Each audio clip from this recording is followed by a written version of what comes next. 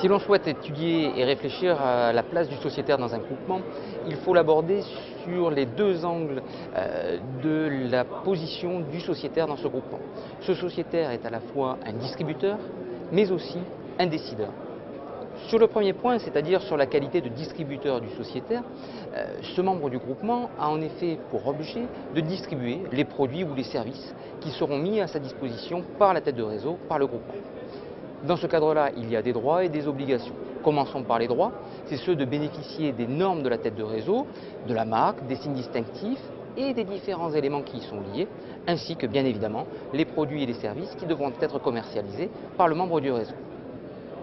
Le deuxième droit est également lié à la titularité d'une part sociale que l'on retrouvera dans un instant à propos de la qualité de décideur du sociétaire. Après les droits, les obligations nécessaires.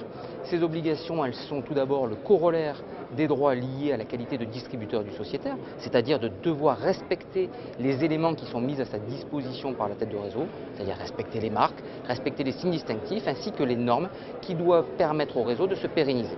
C'est ensuite une obligation financière qui naît dès la souscription de la part sociale permettant l'intégration au groupement, avec différents frais qui sont liés, notamment concernant la formation initiale, notamment concernant l'assistance au démarrage, mais aussi des sommes qui sont réglées régulièrement à l'égard de la société et qui s'appellent des cotisations et qui permettent effectivement au groupement, à cette société coopérative, cette SCCD, de pouvoir fonctionner au quotidien. Voilà pour le premier point, la qualité de distributeur du sociétaire. Le deuxième point ensuite, c'est celui de décideur. Le sociétaire, comme nous l'avons vu il y a un instant, est titulaire d'une part sociale du groupement. C'est la spécificité de l'organisation des groupements, c'est cette notion horizontale du fonctionnement d'un groupement qui fait que chaque membre du réseau est titulaire d'une part sociale du groupement. Sur la base de cette titularité de la part sociale, le sociétaire a donc une possibilité, une faculté et une quasi-obligation d'être un décideur au sein du réseau. Décideur tout d'abord au sein des instances qui peuvent exister dans le réseau, c'est-à-dire tout d'abord au premier niveau des commissions de réflexion, ensuite un deuxième niveau qui est le conseil d'administration, voire même, but ultime, la présidence du réseau.